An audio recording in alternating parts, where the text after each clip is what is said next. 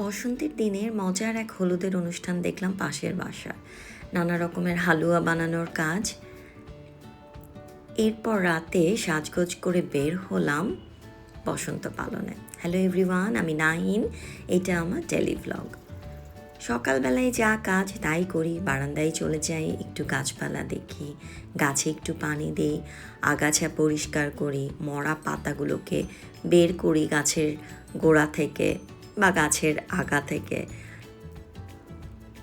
বারান্দায় যে এই ধরনের টুকটাক কাজ করেই সকালটা শুরু করি। আমার ছেলে 21শে ফেব্রুয়ারির জন্য তার স্কুলের প্রজেক্ট হচ্ছে শহীদ মিনার বানানো। সেই শহীদ মিনার সে বানাচ্ছে এবং ঘর বাড়ি পুরো ম্যাস করে ফেলেছে। এই মানে ছোলা কাটতে যেয়ে পুরা ঘরটা সে ভরে ফেলেছে, বাট কারোর হেল্প ছাড়াই সে নিজে নিজে একা একা করেছে। প্রত্যেকটা বুদ্ধি তার নিজের একার, মানে খুব চমৎকারভাবে সে একটা শহীদ মিনার বানিয়েছে। এই যে সে ঘুমাচ্ছে, তার বিছানা থেকে উঠে এসে আমাদের বিছানায় শুয়ে সে আবার ঘুম শুরু করেছে। ঘর বাড়ি সব এক হুলস্থুল অবস্থা হয়ে আছে। এবং এভাবেই আমি শুনতে পেলাম নানা রকমের চিৎকার চেঁচামেচি। তারপর দেখলাম যে আলনা দিয়ে উকি দিয়েছে পাশের বাসায় হলুদের আয়োজন চলছে। এবং আজ বসন্ত। আমি মনে মনে ভাবছিলাম যে আজ যেহেতু বের হওয়া হবে না, রাস্তায় যে মানুষজন নানা ধরনের হলুদ রঙের কাপড় পরে, কমলা রঙের কাপড় পরে বসন্ত পালন করে এবং এই দৃশ্য দেখতে যে আমার অসম্ভব ভালো লাগে, সেটা বোধহয় আজ দেখা হবে না। আল্লাহ মানুষের সকল ইচ্ছে পূরণ করে দেয়। আমার সেই ইচ্ছা পূরণ হয়ে গেছে। আমার বাসা থেকে বের হতে হয়নি, কিন্তু হলুদ রঙের কাপড় পরা প্রচুর মানুষ আমি পাশের বাড়ির ছাদে দেখতে পাচ্ছি। তো আমার মজাই লাগলো যে মানুষের চিন্তা কিভাবে মিলে যায়। এরপর একটু হালুয়া বানানোর উদ্যোগ নিলাম। কোনো প্রিপারেশন ছিল না, বাসার সামনে থেকে গাজর আর পেঁপে কিনে আনলাম, সুজি তো আছেই, তো এই তিনটা দিয়ে একটু হালুয়া বানিয়ে ফেলবো। বানানোর ইচ্ছা ছিল না, কিন্তু আমার হাজব্যান্ড আগের দিন বললো যে বাসায় কি কোনো হালুয়া হবে না। এটা শুনে মনে হলো যে আচ্ছা ঠিক আছে বানাই। প্রতি বছরই এরকমই হয়, বানাবো না চিন্তা করেও বানানো শুরু করি। এটা একটা হিন্দু বাড়ির বিয়ে, তো নানা ধরনের উলুধ্বনি হচ্ছিল, সাথে আবার এই যে হলুদ পরানো হচ্ছিল এবং নানা ধরনের রিচুয়ালসের মধ্য দিয়েই এই হলুদটা হচ্ছিল। আমার দেখতে ভালোই লাগছিল, আমি উপভোগই করছিলাম যে এই ধরনের ঘরোয়া সুন্দর হলুদ ছাদের উপর একসময় খুব হতো। এরপর আসলে এগুলোর চল উঠে গেছে। এখন তো আসলে বিয়ে মানেই একেবারে ফিল্মি স্টাইলের বিয়ে। সারাদিন নাচ গান, বউ নাচে, জামাই নাচে, শাশুড় নাচে, শাশুড়ি নাচে, ফ্রেন্ডসরা নাচে, নানা ধরনের আত্মীয় স্বজনরা নাচে, খালি নাচই হতে থাকে। মানে আমার রিসেন্ট একটা বিয়ের এক্সপিরিয়েন্স এরকম, খালি নাচ গানই হচ্ছে, কোনো বিয়ের আনন্দ উপভোগ করা যাচ্ছে না। কিন্তু আমার ধারণা এরকম ঘরোয়া হলুদে, ঘরোয়া অনুষ্ঠানে সবার সাথে সবার এক ধরনের সম্পর্ক তৈরি হয়, সম্পর্কের রঙগুলো আরও গাঢ় হয়, অনেক কিছু হয়। মানে আমার ধারণা খুব মজা হয়, মানে সেই মজার বিয়ে মানে হলুদ মানে যে মজা, সেই আনন্দটা পাওয়া যায়, মানে যেটাকে বলে একেবারেই নিরেট একটা আনন্দ, সেই আনন্দটা পাওয়া যায়। খুব প্ল্যান করে, ইভেন্টস করে, নানা রকমের নাচ গান করে, প্র্যাকটিস করে আমার মনে হয় না ওই মজাটা হয়। আমার এক্সপিরিয়েন্স থেকে বলছি, আপনাদের অন্যরকম ভাবনা থাকতেও পারে।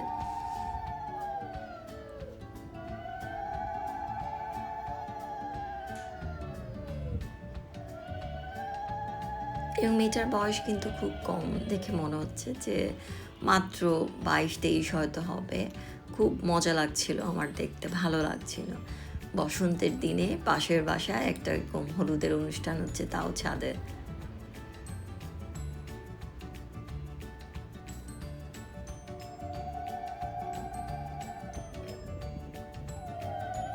এখন তো আর হলুদের রিচুয়ালসগুলো দেখা যায় না। এই যে নিজের কপালে একটু হলুদ ছুঁয়ে, বউয়ের কপালে বা ছেলের কপালে একটু হলুদ ছোঁয়ানো, একটু মিষ্টি খাওয়ানো, নিজে একটু মিষ্টি খাওয়া, একটু হলুদ খেলা, রং খেলা, এগুলো তো এখন একেবারেই বন্ধ হয়ে গেছে। এখন হলুদ ছোঁয়ানোই হয় না মেয়ে বা ছেলের কপালে, সেই রিচুয়ালসটাই নাই। শুধু নাচ আর গান, শুধু নাচ আর গান। নানা রকমের লেহেঙ্গা পরো আর নাচ করো, আমার মনে হচ্ছে বিয়ে মানেই এখন তাই। আমি জানি না, আমি এই হলুদটা খুব এনজয় করছিলাম।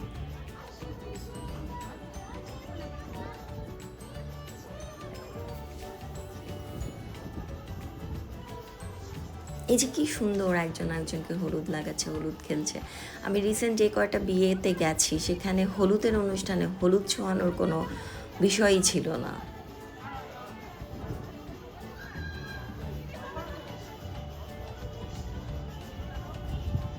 এই যে মানে বয়োজ্যেষ্ঠরা হলুদ লাগাচ্ছে, এই যে মানে এই ধরনের আনন্দগুলো আমার মনে হয় যে আমি এখন খুব মিস করি এই ধরনের ছোট ছোট আনন্দগুলো।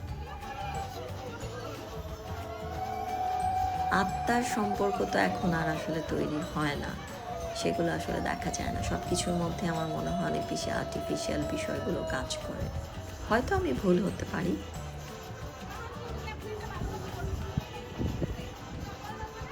কিন্তু আমার অনুভূতি এরকমই হয়েছে বিভিন্ন প্রোগ্রামে, যে বিভিন্ন সম্পর্কের ইকুয়েশন দেখে আমার মনে হচ্ছে খুবই ক্যালকুলেটিভ এখন সবগুলো সম্পর্কই। এই দৃশ্যগুলো আমার সবসময় খুব কষ্ট লাগে, বাবা যখন মেয়েকে হলুদ লাগায় বা শ্বশুর লাগায়। আমি ধরে নিয়েছি এটা মেয়েটার বাবাই হবে, কারণ আমি জানি না।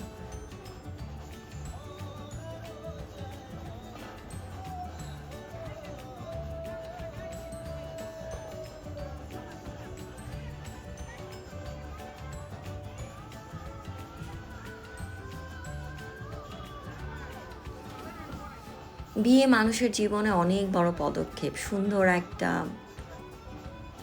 সম্পর্কের মধ্যে যাওয়া, সেটা সুন্দর করে তৈরি হওয়া, সুন্দর করে সম্পর্কের মধ্যে ঢোকা, সেটা খুব গুরুত্বপূর্ণ।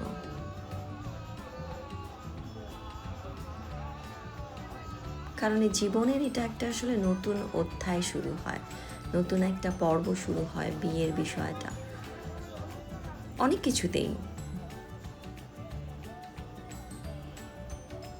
এবং আমি এখনও যে ভয়েস ওভার দিচ্ছি, পাশের পাশে কিন্তু উলুধ্বনি শোনা যাচ্ছে, এবং রাত থেকেই কিন্তু উলুধ্বনি হচ্ছে। সকালেও ওই বাসাতে দেখলাম মেহেন্দির একটা অনুষ্ঠান হলো ছাদের মধ্যে, তো সারাক্ষণই কিন্তু উলুধ্বনি হচ্ছে একটু পর পর।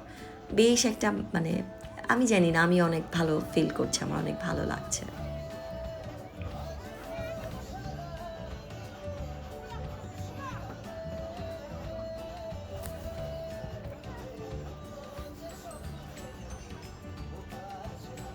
মা, খালা, চাচি, ফুপু, দাদা, দাদি, নানা, নানি, বয়োজ্যেষ্ঠরা মিলে এই যে হলুদের আনন্দ, এটা আসলেই খুব সুন্দর। তারপর বিকেলের দিকে সূর্য ডুবে যাচ্ছে, তখন তো আমি আসলে হালুয়ার কাজ অলরেডি শুরু করে দিয়েছি, হালুয়া বানানো, কারণ অনেক সময় লাগে হালুয়া বানাতে। সূর্যের এই অস্ত যাওয়া মন খারাপ করে, কিন্তু দেখতে ভালো লাগে।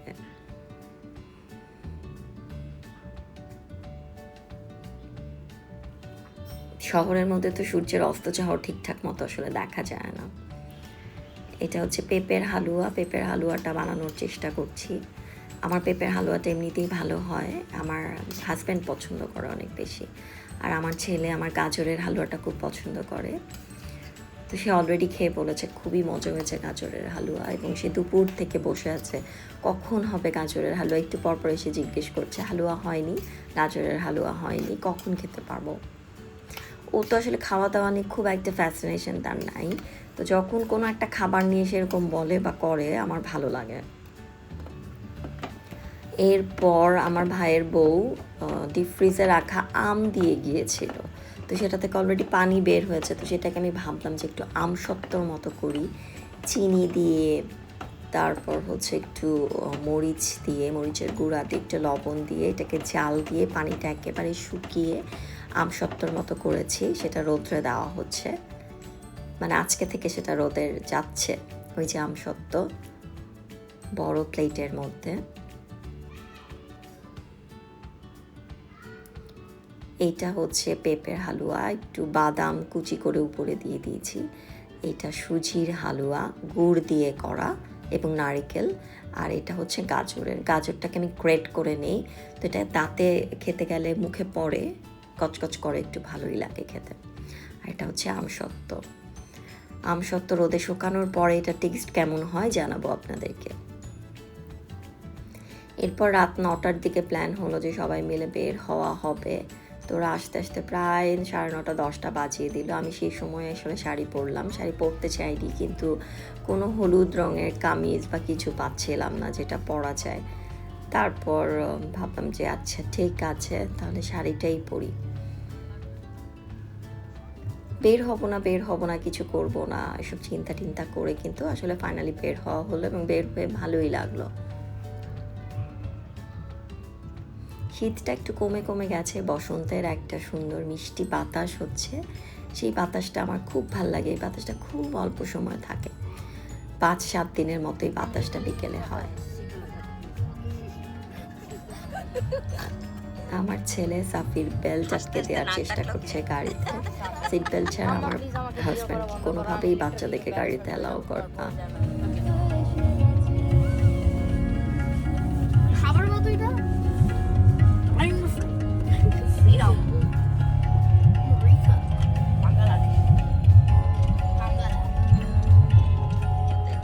সাফি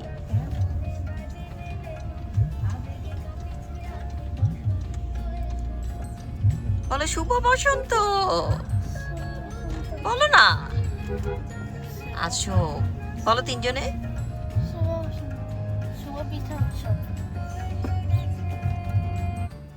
কোনোভাবেই তারা শুভ বসন্ত বলবে না, বলাতে পারলাম না, শুধু সাফি একটু বলল। আমার ছেলে তো এখন একটু বড় বড় ভাব হয়ে গেছে, সে কিছুতেই এইসব কিছু বলতে চায় না। আমরা একটা উত্তরার মধ্যে ক্যাফেতে যাচ্ছি, ওদের খাবার বেশ ভালো, খাবারটা মজা।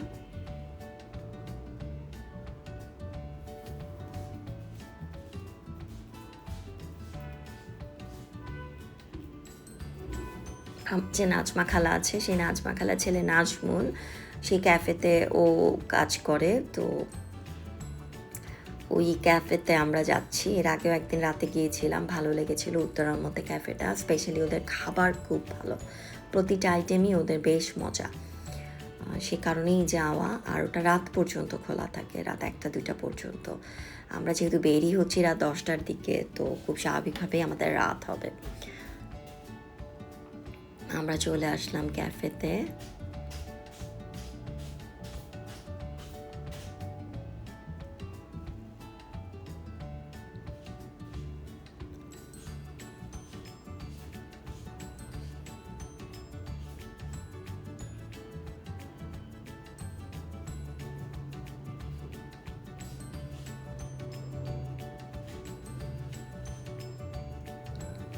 ক্যাফেতে ভ্যালেন্টাইন্সের আবার একটা আয়োজন চলছে, যেহেতু আগামীকাল আবার ভালোবাসা দিবস।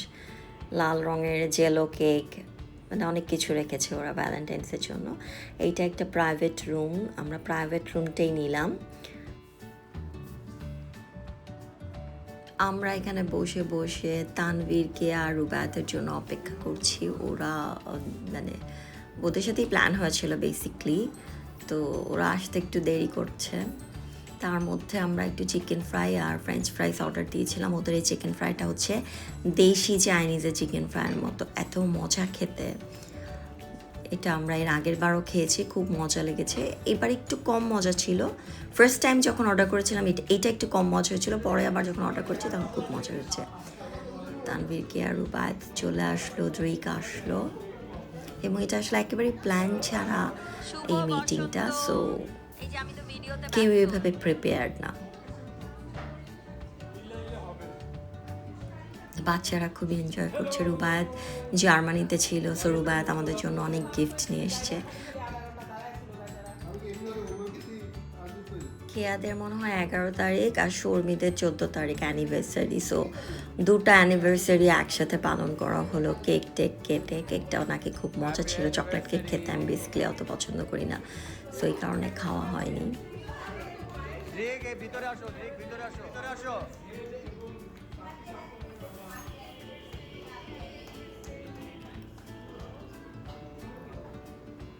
কেক খাওয়া পর্ব চলছে, তখন কিন্তু অনেক রাত, 12টার বেশি বেজে গেছে। এই যে ওদের ভ্যালেন্টাইন্সের জন্য সাজানো হয়ে গেছে, আর 12টা পার। সো আজকে ভালোবাসা দিবস আবার শুরু হয়ে গেল।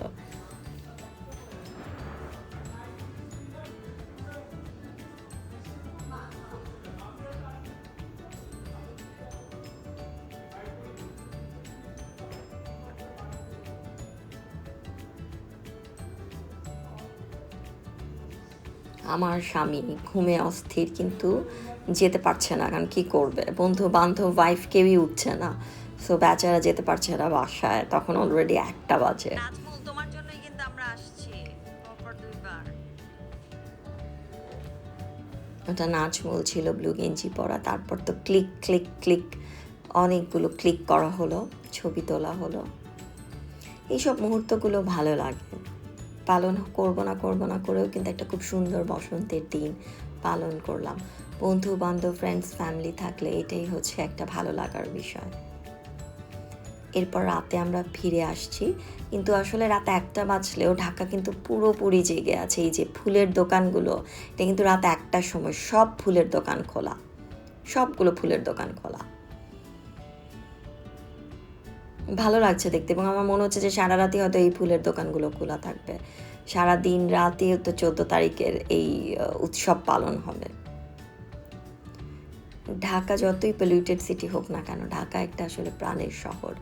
এখানে প্রাণের অস্তিত্ব খুব সুন্দরভাবে উপভোগ করা যায়। ভালোবাসা প্রতি পরতে পরতে এই শহরের।